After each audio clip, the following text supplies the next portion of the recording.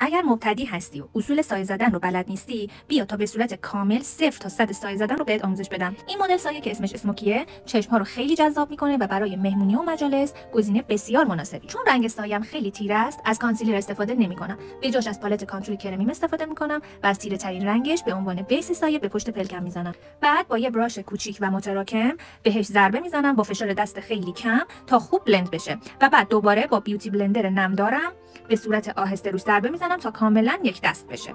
حالا با کانتور پودری روش رو خوش میکنم و بعد از رژگونه آجوری رنگ نوت استفاده میکنم و روی کریس پلکمو به صورت رفت و برگشت سایه میزنم. از کیت ابروی نوت استفاده میکنم و از رنگ قهوه‌ای تیرش به پایین کریس پلکم سایه میزنم، جوری که از خط کریس بالاتر نیاد و تو همون محدوده پشت پلکم باقی بمونه، ولی خیلی گوشه داخلی چشمم هم نمیارمش.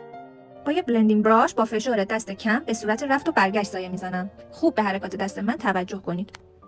تو این مدل سایه باید حتما رنگ ها به تدریج تیره بشن و تو هم ادغام بشن که هیچ خط و خطوطی باقی نمونه. با یه بلندینگ براش تمیز مرز بین سایه قهوه‌ای تیره و آجوری رو با حرکات رفت و برگشت و فشار دست کم از بین میبرم. الان دارم نزدیک بن مژم رو سایه مشکی میزنم و با سایه قهوه‌ای تیره ادغامش میکنم.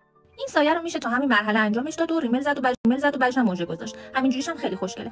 ولی من روش سایه شاین استفاده کردم. شما میتونید از هر رنگ سایه شاینی که دارید استفاده کنید و با لباستون ستش کنید. گوشه داخلی چشمم که سایه نزده بودم رو با هایلایتر یا سایه شاین بیج سایه میزنم. مرزش رو با سایه کناریش از بین میبرم که خط و خطوطی باقی نمونه. حالا از رنگ هایی که بالای چشمم استفاده کردم با یه براش کوچیک به زیر چشمم میزنم. داخل چشمم مداد مشکی میکشم، اینجوری جذابیت این سایه خیلی بیشتر میشه. ولی اگر چشمای ریزی دارید ولی خب سایه اسموکی دوست دارید، میتونید برای اینکه چشما ریزتر نشه داخل چشمتون رو دیگه مشکی نکنید. گوشه داخلی چشمم هم خط چشم میکشم که چشمم حالت گربه‌ای داشته باشه. لثه بالایی پلکم رو هم مشکی میکنم، حالت گربه‌ای داشته باشه.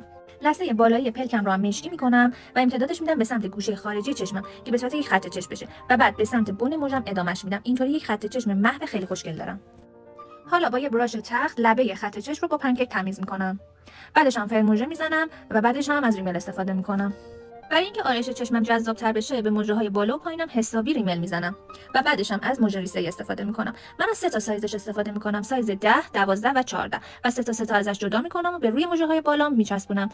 از سایز 14 برای گوشه خارجی، از سایز 12 برای قسمت میانی پلکم و از سایز 10 برای گوشه داخلی چشمم استفاده میکنم.